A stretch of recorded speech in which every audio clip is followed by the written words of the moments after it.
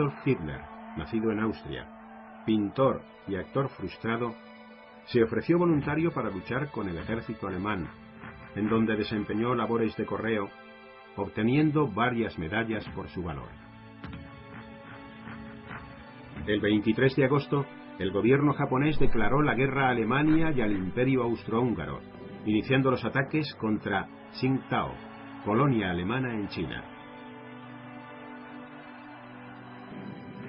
Mientras tanto, en Charleroi, en lo que fue el tercer enfrentamiento de la Batalla de las Fronteras, los alemanes infligieron su primera derrota clara sobre el quinto ejército francés, comandado por el general Lanrezac. Este había previsto que los alemanes se harían fuertes en Bélgica, pero Joffre, su comandante en jefe, le ordenó tomar posiciones entre los ríos Sambre y Mosa, con el fin de parar el eje principal del ataque alemán. Mientras se producía este enfrentamiento, los alemanes, con sus obuses, aplastaron la guarnición de Namur, que fue tomada el 25 de agosto de 1914.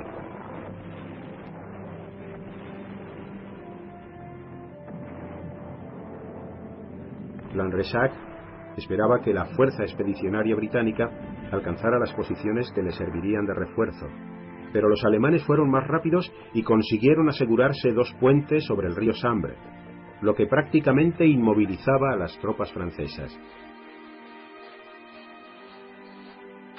Tras 2 días de dura lucha, los franceses sufrieron un gran número de bajas, mientras que en el oeste sus líneas se derrumbaban, poniendo en peligro el flanco derecho de la fuerza expedicionaria británica situada en el Mons, y que se enfrentaba ferozmente contra el primer ejército alemán del general von Kluck.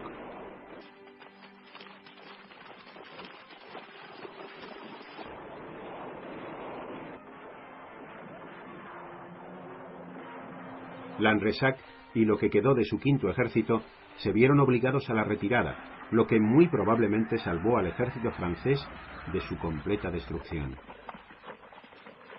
Ante la humillación ocasionada por la derrota, el general Joffre decidió hacer de Lanrezac el chivo expiatorio del desastre, culpándole de todos los errores franceses, así como de los fallos que contenía su Plan 17.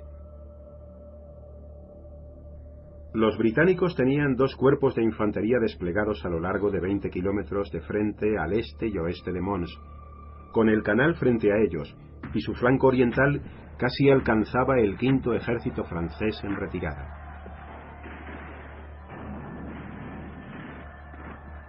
Los alemanes esperaban cruzar las líneas de las fuerzas expedicionarias británicas, que se encontraban bajo el mando de Sir John French, y estaban equipadas con rifles Lee Enfield que disponían de cargador de recámara, capaces de disparar 15 ráfagas por minuto certeramente. Como resultado de ello, los alemanes fueron reducidos por millares. De hecho, muchos informaron que los británicos contaban con muchas ametralladoras por la puntería y rapidez de su fuego. Las pérdidas británicas también fueron importantes, y Sir John French ordenó la retirada de sus tropas una vez que supo lo sucedido con el ejército de Lanrezac y la imposibilidad de unir sus tropas. Los alemanes decidieron no perseguirles ante el número tan elevado de muertos y heridos que habían sufrido en sus filas. Los británicos y franceses, tras la derrota, emprendieron la gran retirada que les llevaría hasta las afueras de París.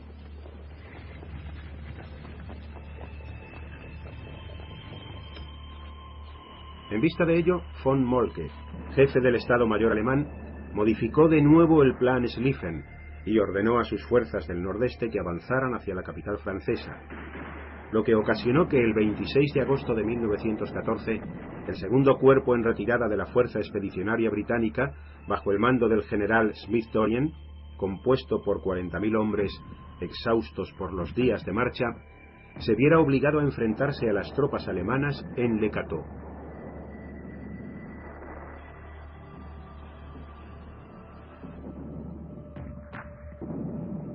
De nuevo se mostraron las curiosamente llamadas habilidades de mosquetero de la infantería británica. El avance alemán fue ralentizado lo suficiente como para permitir organizarse a las tropas aliadas, que con el fin de aliviar la presión sobre los ingleses, lanzaron con el quinto ejército francés, a las órdenes del general Louis Franchet, un ataque contra las tropas del general von Bülow, consiguiendo detener su avance momentáneamente. Al este del río Marne, entre París y Verdun, los agotados ejércitos británico y francés iniciaron un nuevo contraataque. El punto principal de lo que fue la ofensiva del Marne, conocida como la batalla de Ourcq, fue el ataque del sexto ejército francés al mando del general Joseph Gallieni, gobernador militar de París, contra el descubierto flanco derecho del primer ejército alemán del general Alexander von Kluck, al este de París, el día 6 de septiembre de 1914.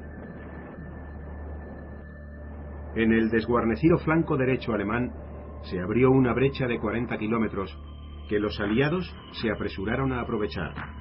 Von Kluck estaba convencido de que el ataque francés era una maniobra de distracción, por lo que envió pocos refuerzos y continuó con sus soldados avanzando hacia el sur en busca de lo que quedaba de las tropas expedicionarias inglesas. El día 7 de septiembre, von Kluck se dio cuenta de su error y ordenó retroceder a sus tropas a través del Marne para dirigirse al oeste a enfrentarse con el séptimo ejército francés bajo el mando del general Michel Monuri, que se vio sorprendido por el ataque alemán.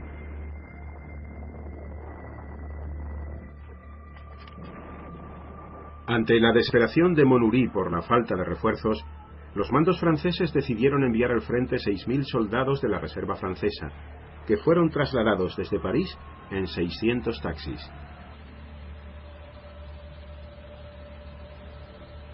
Mientras, la fuerza expedicionaria británica, a través de la brecha abierta, se desvió hacia el este con el fin de lanzar un duro ataque contra el flanco derecho del segundo ejército alemán, dando lugar a la batalla conocida como de los Dos Morens.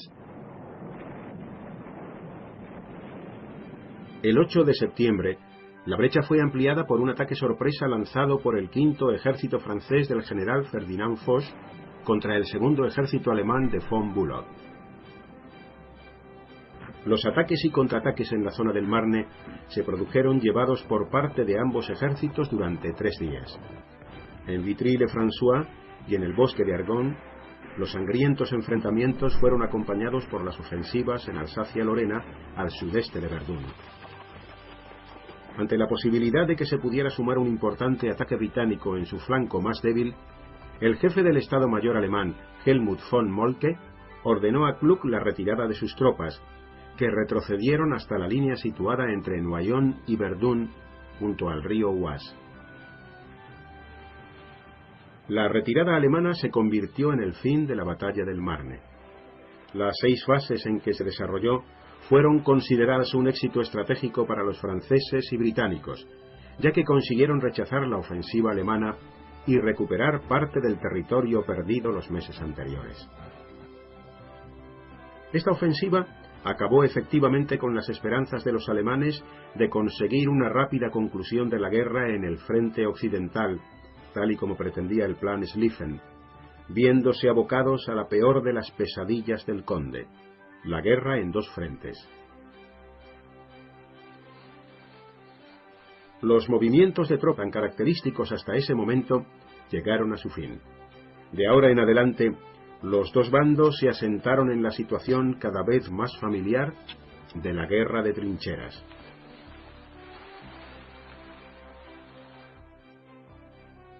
El precio había sido alto para ambos ejércitos. Los franceses sufrieron unas 250.000 bajas, los alemanes 220.000, mientras que los británicos perdieron a 13.000 hombres.